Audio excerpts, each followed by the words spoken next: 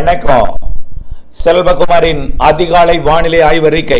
அதிகாரப்பூர்வ வானிலை அறிக்கைக்கு இந்திய வானிலை ஆராய்ச்சித்துறை அறிக்கையை பார்க்கவும். 2026 பிப்ரவரி 4 புதன்கிழமை அதிகாலை 4 மணி வானிலை ஆய்வறிக்கை. வானிலை அமைப்பு. நிலநடுக்கோட்டு இந்திய பெருங்கடலில் நீடித்துக் கொண்டிருக்கக்கூடிய, அதாவது கிழக்கிலிருந்து மேற்கு நோக்கி நகர்ந்து இலங்கைக்கு தெற்கே நிலநடுக்கோட்டு இந்திய பெருங்கடலில் நீடித்து கிழக்கு காற்றை இலங்கையில் ஏற்ற தொடங்கி இருக்கக்கூடிய காற்று சுழற்சி, அதாவது கடலோடு இணைந்த காற்று சுழற்சி, அதாவது கீழடுக்கு சுழற்சி, தாழ்வு சுழற்சி 4ஆம் தேதி இன்றைக்கு மழை பெய்யும் என்று நீண்ட காலத்திற்கு முன்பே அறிவிக்கப்பட்ட நிலையில, பிறகு 5/6 என்று அறிவிக்கப்பட்ட நிலையில இன்றைக்கு 4ஆம் தேதி மதியம் முதலே மேகங்கள் சூழத் தொடங்கும். ஆங்காங்கே மழை வருவது போன்ற ஒரு வானிலையை டெல்டா மாவட்டங்களிலையும் தென் மாவட்ட கரையோர பகுதிகளிலையும் ஏற்படுத்தும். இலங்கைக்கு ஆங்காங்கே மழைப்பொழிவையும் கொடுக்கும். இன்றைய இலங்கைக்கு எங்கே மழைப்பொழிவு கொடுக்கணும் பார்த்தீங்கன்னா, கிழக்கு மாகாணங்கள், வடக்கு கிழக்கு மாகாணங்கள் சொல்லலாம். ஆனால் பெரிய மழை இருக்காது இன்னைக்கு. அப்படியே தொடக்கம் லைட்டா இலங்கைக்கு தொடக்கம். இலங்கையில் பரவலாக கூட ஆங்காங்கே பரவலான மழை கிடையாது. எல்லா மாவட்டங்களுக்கும் ஆங்காங்கே தூறலை கொடுக்கும். இது அப்படியே படிப்படியா மதியம் டெல்டா மாவட்டங்கள்லையும் தென் கடலோரத்திலையும் ஆங்காங்கே மழை வருவது போன்ற ஒரு வானிலையை அறுவடை விவசாயிகளுக்கு ஒரு அச்சுறுத்தலை கொடுக்கும் மேகமூட்டங்கள் உருவாகும். ஒரு சில இடங்களில் தூறல் துளி விடலாம், ஆனால் அது நனைக்காது.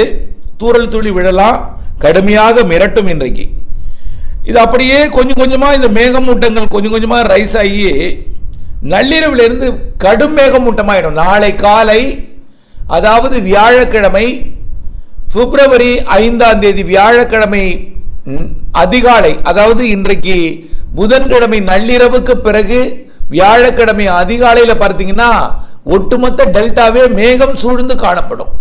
கருமேகம் கடுமையாக சூழ்ந்து நட்சத்திரங்கள் எல்லாம் மறைத்து இருள் சூழ்ந்து காணப்படும். அப்படியே ஆங்காங்கே தூறலையும் கொடுக்க தொடங்கினோம் நாளை அதிகாலை. இதுல எங்க முதல்ல மழைப்பொழிவு, நனைக்கும் மழைப்பொழிவு, லேசான மழைப்பொழிவு தொடங்கணும் பார்த்தீங்கன்னா, கோடியக்கரைக்கும் புதுச்சேரிக்கும் இடையில கடலூர் மற்றும் மயிலாடுதுறை, காரைக்கால், நாகப்பட்டினம் மாவட்டத்திற்கு நாளை அதிகாலை நனைக்கும் மழை, லேசான மழை, ஒரு சில இடங்கள்ல மிதமான மழை கொடுக்கும். ஓரிரு இடங்கள்ல சற்று கனமழை கூட இருக்கலாம். அதுவும் ஒரு குறிப்பிட்ட குறைந்த பரப்பில்.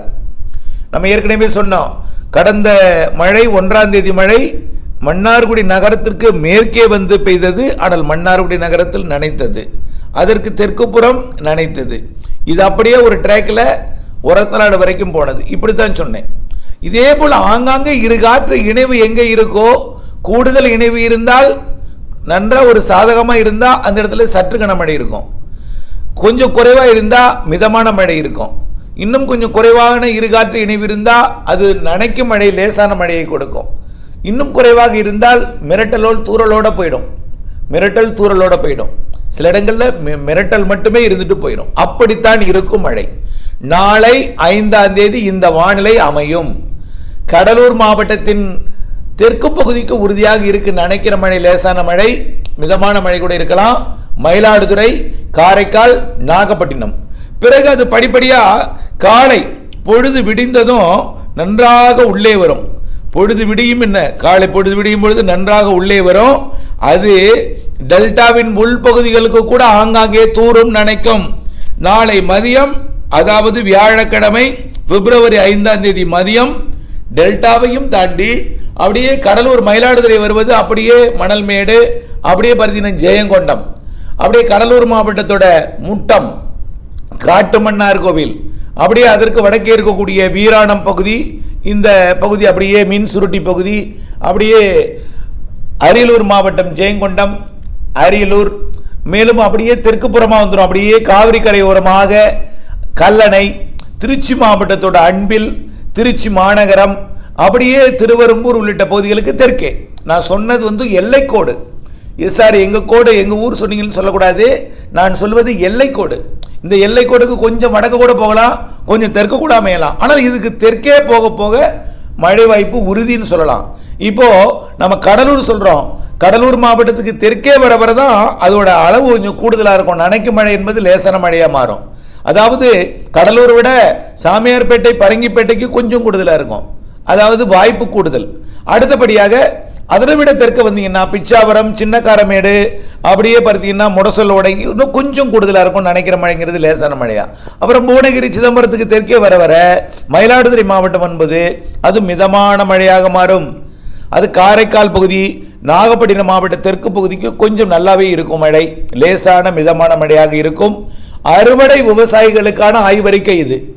அறுவடை விவசாயிகள் இந்த 5ஆம் தேதியும் 6ஆம் தேதியும் அறுவடையை ஒத்தி வையுங்கள் என்று கேட்டுக்கொள்வதற்காக.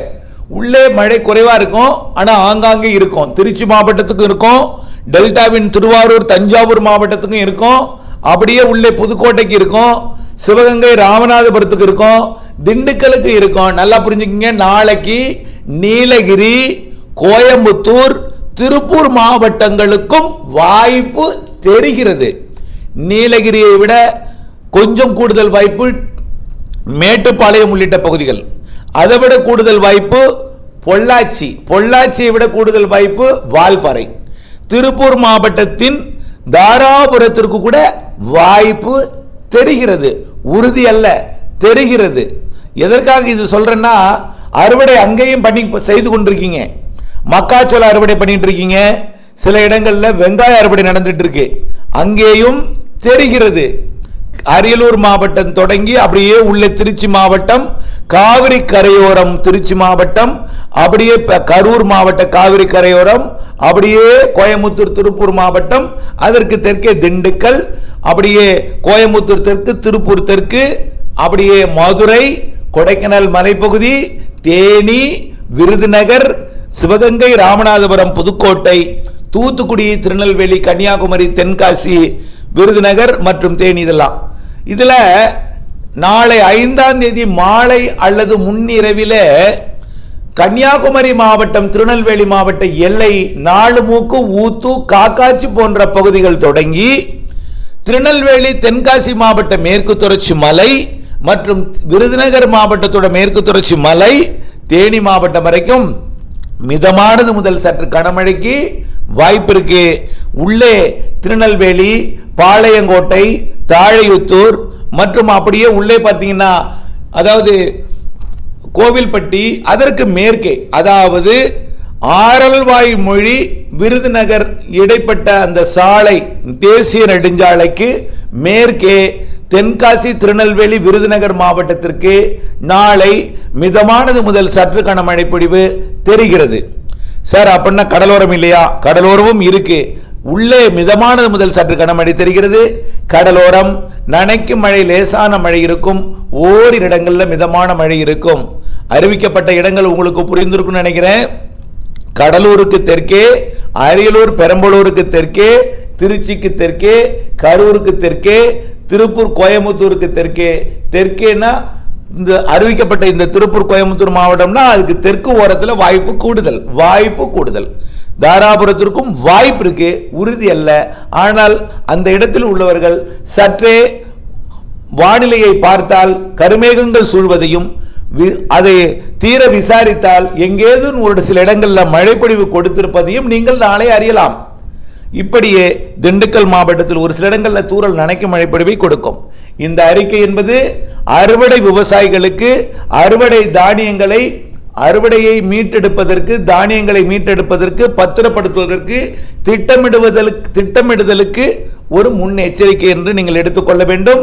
இதில் பெரிதாக மழை எதிர்நோக்கி இருக்கக்கூடாது. மழை பெய்யலாம், ஆனால் எல்லோருக்கும் இருக்காது. ஒதுக்கி ஒதுக்கி ஆங்காங்கே ஒரு சில இடங்களில் மட்டுமே மிதமான மழை இருக்கும். பெரும்பாலும் லேசாக நனைக்கும் மழைப்பொழிவு, லேசான மழைப்பொழிவு இருக்கும். தென் மாவட்ட மேற்கு பகுதியில் நிச்சயமா மிதமானது முதல் சற்று கனமழை இருக்கும். டெல்டா மற்றும் தென்கடலோரம், தென் உள்பகுதிகளில் கொஞ்சம் கூடுதல் பரப்பில் நனைக்கும் லேசான மழைப்பொழிவுகள் இருக்கும். ரைட், இப்போ 6ஆம் தேதியும் இதே போல் இருக்கும். ஆனால் 5ஆம் தேதியை விட 6ஆம் தேதி பரப்பிலும் அளவிலும் குறைவாக இருக்கும். அறிவிக்கப்பட்ட இதே மாவட்டங்கள் இதே இடம்தான். நான் இதில் கிருஷ்ணகிரி அறிவிக்கல, திருப்பத்தூர் அறிவிக்கல. ஆனால் சென்னைக்கும் செங்கல்பட்டுக்கும் அதே போல விழுப்புரத்திற்கும் கருமேகம் சூழ்ந்து தூறல் துளியை கொடுக்கலாம். அதை நம்ம ஏற்கனவே சொல்லியிருக்கிறோம். அங்கேயும் அறுவடை இருந்தால் கொஞ்சம் முன்னெச்சரிக்கை தேவை. ஏன்னா கடந்த 1ஆம் தேதி மழை லேசாக தூறலை நனைக்கும் மழையை கொடுத்தது ஊத்துக்கோட்டை அருகே. இதுதான் ரைட். அடுத்தது அறுவடையை எப்ப செய்யலாம் அப்படின்னு இந்த வினா எழுப்பி கொண்டிருப்பவர்களுக்கு இன்றைக்கு வேண்டாம். இன்னைக்கு அறுவடை செஞ்சீங்கன்னா வைக்கோலை திரட்ட முடியாது, நாளை நனைந்துவிடும். ரைட். அடுத்து எப்ப செய்யலாம்? 5ஆம் தேதி 6ஆம் தேதிக்கு பிறகு 7, 8, 9, 10, 11, 12ஆம் தேதி வரை அறுவடை செய்யலாம். 7, 8, 9, 10, 11, 12 ஆகிய 6 நாட்கள் அறுவடைக்கு உகந்த நாள். அந்த நாள் அறுவடை பண்ணுங்க. ஆனா 12ஆம் தேதி அறுவடை பண்ணீங்கன்னா 12ஆம் தேதி மாலை இரவுக்குள்ள வைக்கோலை திரட்டிடணும். 13ஆம் தேதி 14 அடுத்த மழை. இதே போல் இப்போ நம்ம சொல்றோம்னா 5, 6 தேதி போலவே 13, 14ஆம் தேதி அடுத்த மழை. சரி, அதுலயும் உங்களால் அறுவடை பண்ணலையா? 12ஆம் தேதிக்கு முன்னாடி அறுவடை பண்ணலையா? அதுக்கப்புறம் தான் உங்களுக்கு முதிருதா? அப்ப எப்ப அறுவடை பண்ணலாம்? 13, 14 விட்டுட்டு 15, 16 பண்ணுங்க. 17 அடுத்த மழை வந்துடும். கொஞ்சம் தாமதம் அடைந்தால் 18 வந்துடும். 18, 19, 20 கனமழை வாய்ப்பு தெரிகிறது. வலுவான நிகழ்வாக தெரிகிறது. சற்று முன்னேறி வந்து கொஞ்சம் கூடுதல் மாவட்டங்கள்ல கடலோரத்திற்கும் தெற்கையும் சற்று கனமழையாகவும் இலங்கைக்கு மிக கனமழை பொழிவாகவும் ஏறி வந்து பொழிவதற்கு வாய்ப்பு இருக்கு. ஆகவே இப்போ அந்த நிகழ்வு இன்னும் வங்கக்கடலுக்கு வராத காரணத்தினாலே வரும் என்று கணிக்கப்பட்டிருக்கிறது. முன்னேறி வரும் அளவிற்கு கொஞ்சம் தீவிரம் இருக்கும் என்றும் கணிக்கப்பட்டிருக்கிறது. எந்த அளவு முன்னேறும் என்பது ஆய்வில் இருக்கிறது. நீங்கள் இணைந்திருக்க வேண்டும். ஆக 5, 6க்கு அடுத்தபடியான மழை நாள் 13, 14, அதற்கு அடுத்த மழை நாள் 18, 19, 20, அதற்கு அடுத்த மழை நாள் 24 இருந்து 28க்குள் இருக்கும் என்று எதிர்பார்க்கப்படுகிறது. 18, 19, 20, 24 மாத இறுதிக்குள் இருக்கக்கூடிய நிகழ்வு சற்று வலுவானது.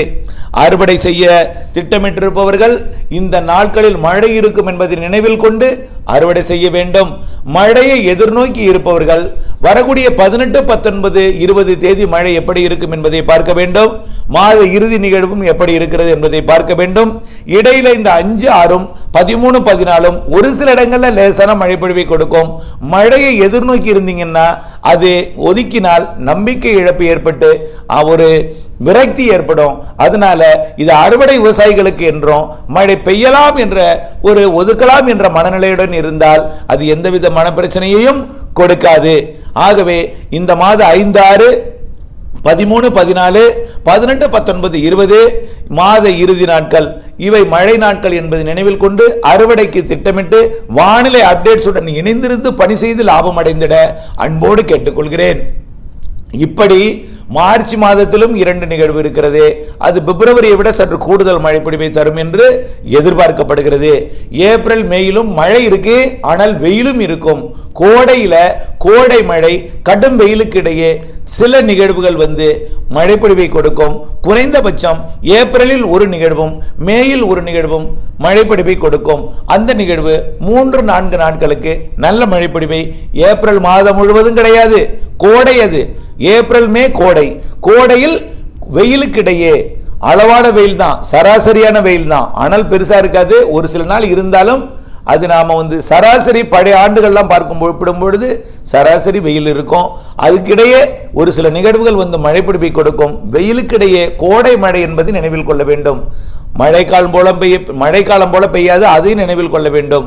ஆகவே இந்த ஆண்டு மே மாத இறுதியில் முன்கூட்டியே தென்மேற்கு பருவமழை தொடங்கும். தென்மேற்கு பருவமழை கடந்த ஆண்டு போல் முன்கூட்டியே அணைகளை நிரப்பும். அரபிக்கடலில் நிகழ்வு உருவாவதற்கு வலுவான சாதகம். அரபிக்கடல் வெப்பம் உயர்கிறது. வங்கக்கடலை விட அரபிக்கடலுக்கு கூடுதல் வாய்ப்பு இருக்கிறது என்பதையும் தெரியப்படுத்த விரும்புகிறேன். இணைந்தே இருங்கள் அப்டேட்ஸுடன். இவை அனைத்தும் நீண்டகால வானிலை அறிக்கை அனைத்தும் முன்னோட்டம் கண்ணோட்டம் விரிவான அறிக்கை சமர்ப்பிக்கிறேன். இணைந்தே இருங்கள் அப்டேட்ஸுடன். நன்றி.